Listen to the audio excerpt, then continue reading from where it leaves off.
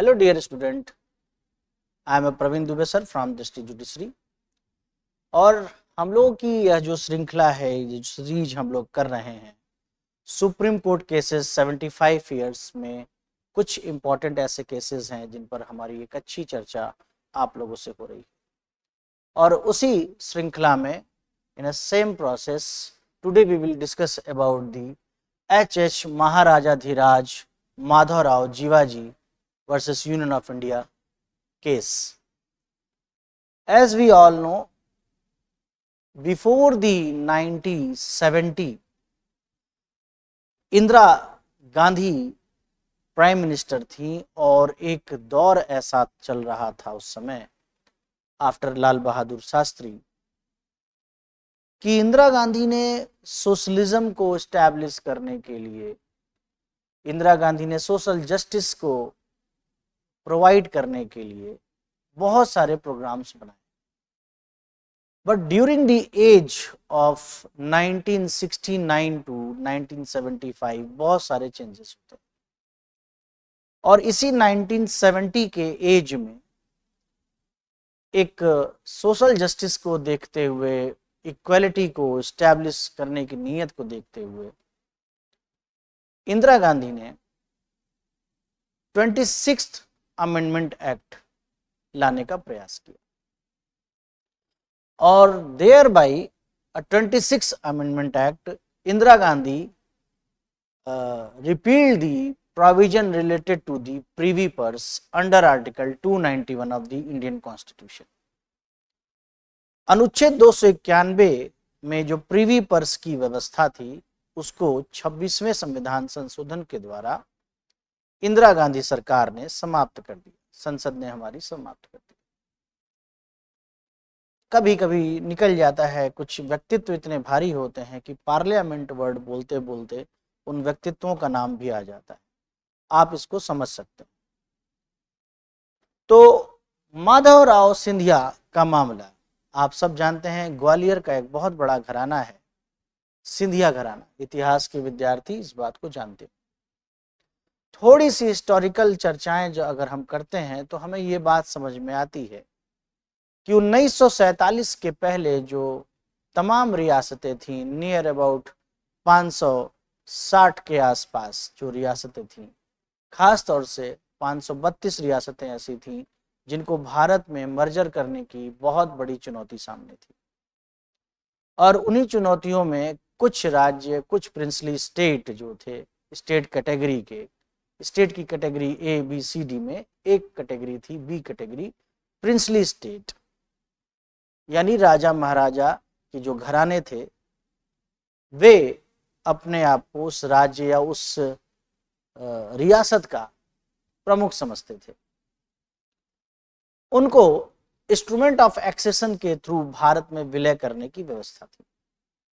इसी के तहत बहुत सारे राज्य, बहुत सारे ऐसे घराने जो प्रिंसली स्टेट थे भारत में शामिल हुए, भारत संघ के अंग बने। लेकिन उसके साथ उन्होंने एक गारंटी ली, उन्होंने गारंटी ली कि उनकी संपत्तियां उनके साथ रहेंगी और उनके अपने निजी खर्चों के लिए, रख रखाव, भरण पोषण आदि के लिए उनको स्टेट यानी कि भारत एक अमाउंट देगा, एक सम देगा जिसका नाम रखा गया प्रिवी पर्स। प्रिविलेज्ड पर्स है, एक प्रकार से विशेषाधिकृत धनराशि उनको देने की बात तय हुई और इसी के तहत यह मामला लोगों को मिलता रहा। लेकिन 1970 में हमारी संसद यानी इंदिरा गांधी की जो सरकार थी उसने प्रिवी पर्स को समाप्त करने की व्यवस्था कर दी, जिसके विरोध में एच महाराजाधिराज माधवराव बहादुर सिंधिया बहादुर जीवाजी भी बीच में आ गए, बहुत लंबा नाम। उनको यह लगा कि यह उनके फंडामेंटल राइट का वायलेशन। उनका कहना यह था कि आर्टिकल 14 का वायलेशन है। आर्टिकल 14 का वायलेशन इसलिए है क्योंकि बहुत सारे लोगों को कुछ इम्यूनिटीज मिल रहे हैं, कुछ प्रिविलेजेस अभी भी मिल रहे हैं और हमारे प्रीवी पर्सेस को बंद कर दिया गया है, जो घराने हमारे इस तरह के और तमाम घराने। आर्टिकल 14 का वायलेशन उनको क्यों लगा, कैसे लगा, इस पर हम आगे चर्चा करेंगे कि एकदम उलट बात थी। असल में प्रीवी फर्ज खुद ही आर्टिकल 14 का वायलेशन करता है, क्योंकि आर्टिकल 14 रूल ऑफ लॉ को स्टैब्लिश करता है। रूल ऑफ लॉ का एक इंग्रेडिएंट है, इंपॉर्टेंट एसेंशियल है, बैकबोन है। रूल ऑफ लॉ में 3 महत्वपूर्ण बातें हैं। पहली बात है सुप्रीमेसी ऑफ लॉ, यानी विधि से उच्च कोई नहीं। दूसरी बात आती है इक्वालिटी बिफोर लॉ, विधि के समक्ष सभी समान हैं। तीसरी बात भारत के परिप्रेक्ष्य में लागू नहीं होती, वह यह है कि constitution is a result of common law. हमारे यहाँ इसका जस्ट वाइस वर्सा है, उल्टा है। हमारे यहाँ कहते हैं कि common law is a result of constitution, क्योंकि कॉन्स्टिट्यूशन हमारा सावरन है, संप्रभु है। यह विषय यहाँ पर महत्वपूर्ण नहीं है, इसको किनारे करते हैं। जो मूल बात है वह यह है कि आर्टिकल 14 का वायलेशन तो है। Being a citizen of India, हम सब एक बराबर हैं। जहां तक रही बात राजा महाराजाओं की, वो स्वतंत्रता और लोकतांत्रिक व्यवस्था में आने के बाद, एक डेमोक्रेटिक सेटअप हो जाने के बाद, अब वह भी सामान्य नागरिक है। वो एक वर्ग नहीं है, एक क्लास नहीं है। आर्टिकल 14 का जो बेसिक कॉन्सेप्ट है वो सिंपली ये बात कहता है कि आर्टिकल 14 का वायलेशन वहां होता है, article 14 will apply over there, जहां पर इक्वल्स के बीच में कोई इनइक्वालिटी की जा रही है। इक्वल्स अमॉन्ग इक्वल का कॉन्सेप्ट होना चाहिए। यदि समान लोगों के बीच में कोई असमानता हो रही है तो 14 का उल्लंघन। व्यक्ति के तौर पर, नागरिक के तौर पर अब आप स्पेशल प्रिविलेज्ड पर्सन नहीं रह गए हैं, क्योंकि राजा महाराजाओं के पद समाप्त हो चुके हैं। आप भी भारत के एक सामान्य नागरिक हैं, इसलिए 14 का वायलेशन नहीं हो रहा है, आप सामान्य वर्ग। दूसरी बात, उसी आर्टिकल 14 की चर्चा करेंगे, जिसमें यह कहा जाता है कि article 14 prohibit class legislation but permits reasonable classification. Reasonable classification based on the intelligible differentia, और साथ ही साथ जो गोल अचीव करना चाहती है स्टेट, उससे उसका, उस क्लासिफिकेशन का एक रैशनल रिलेशन होना चाहिए, एक कारणात्मक संबंध होना चाहिए। ये बातें जस्टिस तेंदुलकर वर्सेस डालमिया के केस में, आर के डालमिया के केस में स्टैब्लिश की गई ऑनरेबल सुप्रीम कोर्ट के द्वारा। यहां पर इसका उल्लेख करने का एक छोटा सा मकसद बस ये है कि ये एक रीजनेबल क्लासिफिकेशन है। अगर हमें लगता है कि, या और जो गोल हम पाना चाहते हैं वो गोल क्या है, सोशल जस्टिस का गोल है। वो गोल है decentralisation of natural and economic resources and the property of the nation. ये गोल है, एक युक्तियुक्त कारण है, युक्तियुक्त वर्ग को बांटने का, वर्गीकरण की व्यवस्था है कि आप अब स्पेशल प्रिविलेज्ड पर्सन नहीं है। तो 14 का उल्लंघन तो असल में यही कर रहे थे, इनके जैसे राजा महाराजा कर रहे थे, लेकिन 14 के अधीन ही आते हैं। आगे इस पे चर्चा कर देंगे। एक और बहुत ही महत्वपूर्ण प्रश्न उठता है, इस बात को हमको हमेशा अपने दिमाग में रखना है। वह महत्वपूर्ण प्रश्न क्या है कि क्या 26th अमेंडमेंट को हटाकर, यानी आर्टिकल 291 को रिपील करके राइट टू प्रॉपर्टी का वायलेशन किया गया, जैसा कि इनका आर्गुमेंट था। क्या वो राइट टू प्रॉपर्टी है? अच्छा, उस समय तक हम सब जानते हैं कि आर्टिकल 19(1)(f था, क्योंकि ये तो 44 में हटा है, लेकिन उस समय तो 1970 में था ये।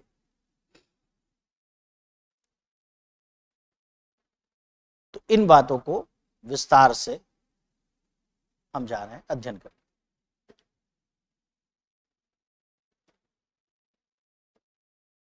Case detail, case name H.H. Maharajadhiraj Madhavrao Jiwajirao Scindia Bahadur versus Union of India, dated 15th December 1970. Court is the Honorable Supreme Court. Bench constituted by 11 judges and headed by the Chief Justice M. Hidayatullah. Citation is 1971 AIR Supreme Court 530. Background. The case concerned the challenge raised by H.S.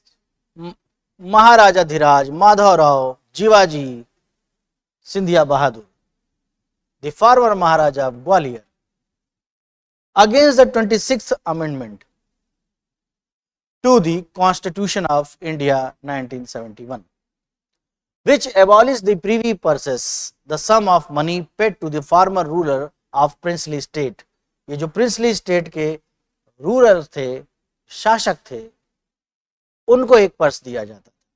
क्यों दिया जाता था? मैंने बताया कि उनका merger Bharat में हो गया था और उनका यह कहना था कि उनके अपने शान शौकत और उनके अपने रहन सहन भरण पोषण के लिए, चूंकि राजा रहे हैं वो, तो वो एक प्रिविलेज्ड हैं बहुत ज़्यादा, उनको पर्स चाहिए, उनको पैसा चाहिए। इसी शर्त पे वो मर्ज भी किए थे और उस वक्त ये शर्त मानना मजबूरी थी, क्योंकि अखंड भारत का सपना था, यूनियन स्टैब्लिश करना। The privy purses were initially agreed upon during the process of integration of the princely state into the Indian Union.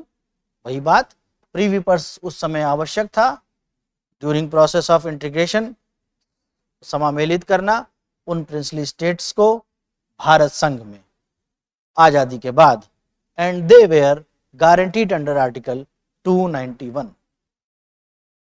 इस बात को आप समझिए, they were guaranteed under article 291, not by the chapter 3। Constitution के इस article के through वो right मिला है। You can say it was a constitutional right, not a fundamental right. मोटा सा आप एक बात समझ गए होंगे कि उनका ये कहना कि हमारे राइट टू प्रॉपर्टी का वायलेशन है, नहीं माना जा सकता। आगे हम इस पर चर्चा करें।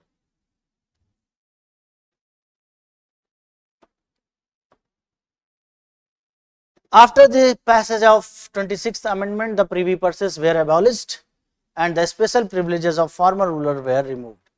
समाप्त कर दिए गए। Madhav Rao Jivaji challenged this, claiming that the privy purses were protected under the agreement made during the integration of the princely state। Madhav Rao Scindia का यही कहना था कि यह जो किया गया है वो बिल्कुल गलत है, क्योंकि हम तो इसी शर्त पर आए थे, यही हमारा करार हुआ था कि हमको प्रीवी पर्स दिया जाए। इसलिए hence the abolition violated the constitutional provision and the promises made at the time of their merger। ये कॉन्स्टिट्यूशनल प्रोविजंस का वायलेशन है जो हमको आर्टिकल 291 से मिला है, और ये उन वचन का भी उल्लंघन है जो मर्जर के समय हमारे साथ किया गया।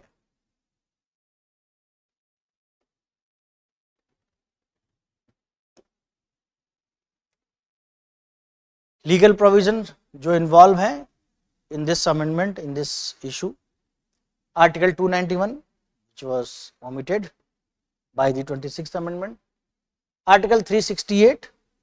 Article 368 की चर्चा बार बार इसलिए होती है क्योंकि जब भी हम कॉन्स्टिट्यूशनल अमेंडमेंट की बात करते हैं तो उसका प्रोसीजर और प्रोसेस 368 ही है, 26th Amendment of the Constitution। Concisely we discussed about the this provisions।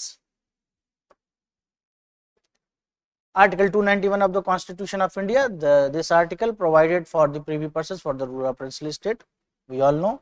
368 say about the process of the constitutional amendment as well as the power of the parliament। This article deals with the power of parliament to amend the constitution।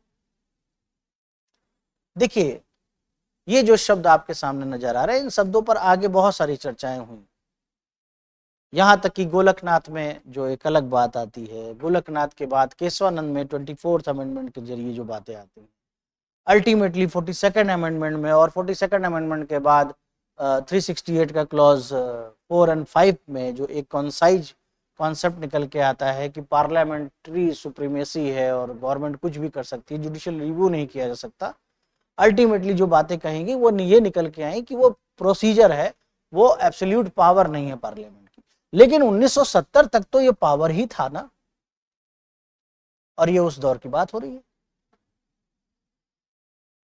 तो this article deals with the power of parliament to amend the constitution. 26th amendment, this amendment abolishes privy purses and privileges. बहुत सारे privileges मिले थे, खाली पैसा नहीं मिलता था, उनको एक सेना की टुकड़ी मिलती थी, उनको ये भी प्रिविलेज था कि कहीं भी आना जाना, रहना, खाना पीना, बिजली पानी का tax, house tax, land revenue, ये सब फ्री था। अभी भी बहुत सारी चीज़ें उन्हें मिलती हैं। जो लोग राजा महाराजा, अभी आप अगर देखते ही होंगे, यूट्यूब मानेंगे नहीं आप, तो आपने देखा होगा अभी इन्हीं के बेटे हैं, माधवराव सिंधिया के बेटे ज्योतिरादित्य सिंधिया, और ज्योतिरादित्य सिंधिया का जो बेटा है उसका भी राज्याभिषेक हुआ है कुछ दिन पहले। आप देखिए कि क्या लेविश लाइफ है, किस तरह से भारत की जनता का पैसा इस तरह से यूज किया जाता है और प्राउड के साथ यूज किया जाता है। वो आलीशान जो महल है ग्वालियर का, हजारों करोड़ के उनके गहने हैं, हाथी घोड़ा सैन्य व्यवस्थाएं उनकी हैं, आप कभी जाकर आप देखें। और जिस तरह का उनका वेशभूषा है महाराजाओं वाला, और लोग एप्रिशिएट भी कर रहे हैं, लोग जयकारे लगा रहे हैं, महाराज महाराज बुला रहे हैं। तो ये बड़ा ही दुर्भाग्यपूर्ण है कि हमारे दिमाग से गुलामी अभी भी गई नहीं है राजा महाराजाओं, जबकि इनका कोई पार्टिसिपेशन टुवर्ड्स द सोसाइटी नहीं है। लेकिन बाकी चीजें तो आप देख ही रहे हैं। तो बहुत सारे प्रिविलेजेस मिलते थे, ऐसा नहीं है कि सिर्फ पैसा मिलता था, और अभी भी बहुत सारी चीजें उनके साथ है। जैसे उनके साथ एक चीज है कि वो अपने नाम के आगे महाराजा लगा सकते हैं। मैं जिस जिले से आता हूं उस जिले में भी वहां के महाराज को अपने नाम के आगे नरेश लगाने की अनुमति है। तो आज भी जो सो कॉल्ड राजा हैं, रामनगर का किला है, वाराणसी में एक स्थान है रामनगर, तो उसके मालिक हैं उनको काशी नरेश कहा जाता है आज भी। और उनको एक टुकड़ी मिली हुई है सेना की, 36 बटालियन आई थिंक, वो मिली हुई है। उनके पास होते हैं कुछ 100 या कुछ मतलब हैं, उनके पास रहते हैं। तो जजमेंट पे आ जाते हैं। जजमेंट सुप्रीम कोर्ट ने क्या ओपाइन किया? The 26th amendment was upheld by the court as being a valid exercise of parliament power under article 368। Power है पार्लियामेंट का, कर सकती है वो। सबसे इंपॉर्टेंट बात आगे आती है, the court ruled that the parliament had the authority to amend the constitution. Parliament ही वह प्राधिकार है जो संविधान में संशोधन कर सकती है, to bring about the changes, परिवर्तन लाने के लिए, even if they alter or remove the right or privileges of certain individual। भले ही वो certain individual कुछ विशिष्ट लोगों की, व्यक्तियों की अधिकारों और विशेषाधिकारों को नष्ट कर दे, including the former ruler of princely state. Princely state के जो पूर्व शासक हैं उनके साथ। मतलब कि पार्लियामेंट ऐसा कर सकती है कि जो भी प्रिंसली स्टेट या जो भी ऐसे सर्टेन इंडिविजुअल्स हैं जिनको कुछ स्पेशल राइट एंड प्रिविलेजेस मिले हैं, उसको खत्म किया जा सकता है। The court clarify that the privy purses were not private property. इसलिए फंडामेंटल राइट का वायलेशन नहीं हुआ। उस समय राइट टू प्रॉपर्टी हमारे पास था 1919 में, लेकिन ये फंडामेंटल राइट का वायलेशन इसलिए नहीं है क्योंकि चैप्टर 3 में नहीं आ रहा है। प्रीवी पर्स स्पेशली उनको दिया गया है, और एक सर्टेन टाइम के बाद अगर इसकी रिक्वायरमेंट ऐसी नहीं फील हो रही है, बाकायदा एक डेमोक्रेटिक सेटअप हो चुका है, कि यूनियन स्ट्रॉन्ग यूनियन बन चुका है, अब आप अभी भी ले रहे हैं, तो ऐसा कॉन्स्टिट्यूशनल प्रोविजन अगर कोई है तो उसको हटाया जा सकता है। The court clarified the privy purses were not private property but a constitutional benefit granted under the term of the integration of the princely state. इस आधार पर दिया गया था, इस शर्त पर दिया गया था, कॉन्स्टिट्यूशनल बेनिफिट, उसको खत्म कर सकते हैं।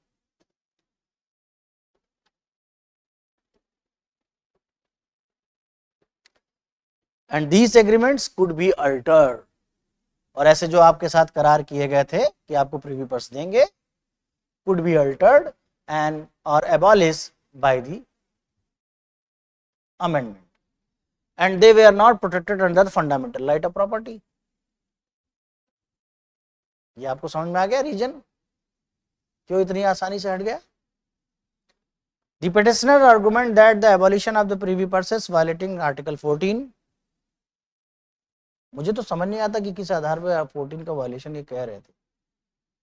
अगर आप जो हम लोगों ने इनिशियली डिस्कशन किया टॉपिक शुरू करने के समय, तो आपको ये समझ में आएगा होगा कि आप इक्वलिटी बिफोर लॉ में अगर आप जाएंगे तो अब आप जब राजा महाराजा और ये सब प्रिंसली स्टेट खत्म हो गए, लोकतंत्र आ गया, तो आप भी एक कॉमन सिटीजन है, कॉमन सिटीजन है, और आप कह रहे हैं 14 का वायलेशन हो रहा है, और साथ साथ कह रहे हैं कि हमारा राइट टू प्रॉपर्टी का भी वायलेशन हो रहा है। राइट टू प्रॉपर्टी तो बनता ही नहीं है भाई, चैप्टर 3 में आता ही नहीं है 291, और 14 का कोई वायलेशन है ही नहीं। इसीलिए कोर्ट ने कहा, the court held that the right granted to the ruler under this term their integration with India were not the same nature, वो उसी प्रकृति का नहीं है जिस प्रकृति का फंडामेंटल राइट है।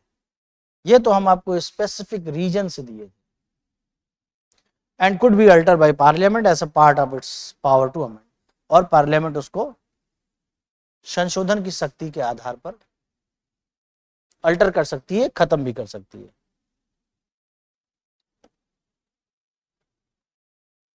The court emphasizes that the agreement made at the time of the merger of the princely state, court ने इस बात पर भी विशेष बल दिया, एम्फेसाइज किया कि जो एग्रीमेंट किया गया था प्रिंसली स्टेट के मर्जर के टाइम में, which included provision for the privy purses were subject to constitutional change, वे संवैधानिक परिवर्तन के अधीन, संवैधानिक परिवर्तन के अधीन थे जो चेंजेस किए गए। Parliament's power to amend the constitution was not restricted by the such agreement, parliament का ये जो शक्ति है कॉन्स्टिट्यूशन को अमेंड करने का, वह जो प्रिंसली स्टेट के साथ मर्जर एग्रीमेंट हुआ था उससे रिस्ट्रिक्टेड नहीं है। मर्जर स्टेट इतनी बड़ी बात नहीं है कि एक बेहतरीन चुनी हुई संवैधानिक संस्था पार्लियामेंट, सर्वोच्च विधायिका, सर्वोच्च सदन भारत की, वो आपके मर्जर एग्रीमेंट के बारे में कुछ नहीं बोल सकती क्योंकि आप महाराजा रहे हैं या आपके बाप दादा परदादा महाराजा थे। अरे वो जनता का पैसा ही खा के हुए थे। ठीक है, बहुत बढ़िया जजमेंट लगता है मुझे ये। And the 26th amendment was a line with the national interest of integration. 26 amendment जो है वो एक नेशनल इंटीग्रेशन की बात करता है, एक राष्ट्रीय हित में एक इंटीग्रेशन, एक जुड़ाव की बात होती है भारत के लोगों के बीच, full into the democratic republic के रेस्पेक्ट में। हम एक लोकतांत्रिक गणराज्य, हम राजाओं के राजवंशों के अधीन नहीं, हम अपने लिए सरकार बनाते हैं, हम भारत के लोग अपने लिए सरकार बनाते हैं, अपने हितों के लिए बनाते हैं। राजतंत्र 47 तक ही बहुत था, मानसिकता लोगों की लेकिन नहीं गई है। हालांकि वो महत्वपूर्ण बात नहीं है क्योंकि हमको तो कॉन्स्टिट्यूशन जानना है और हम सब कॉन्स्टिट्यूशन के अधीन। Practice question,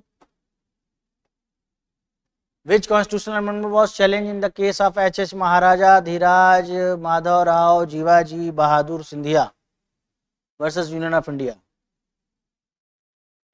Answer is this. ये तो आप सब जानते ही हैं, मैं हमेशा आप लोगों को जब भी केस में डिस्कस करता हूं तो ऐसे ही करता हूं। ये किससे रिलेटेड है? ये रिलेटेड है आपका आर्टिकल 13 में क्लॉज 4 जोड़ा गया था, 368 में क्लॉज 3 जोड़ा गया था, कोई मतलब की बात नहीं है। ये इसको और इसको चैलेंज किया गया था केशवानंद भारती में, ये केरल लैंड रिफॉर्म था से रिलेटेड लॉ था। 21st अमेंडमेंट की भी आपको यहाँ पर आवश्यकता नहीं है, आपको आवश्यकता है ये जानने की कि 26th अमेंडमेंट प्रीवी पर से रिलेटेड है, यानी आपका आंसर ये होगा, याद रखें। इसको मैं हटा देता हूँ कि आप कंफ्यूज ना हो, ये आपका आंसर।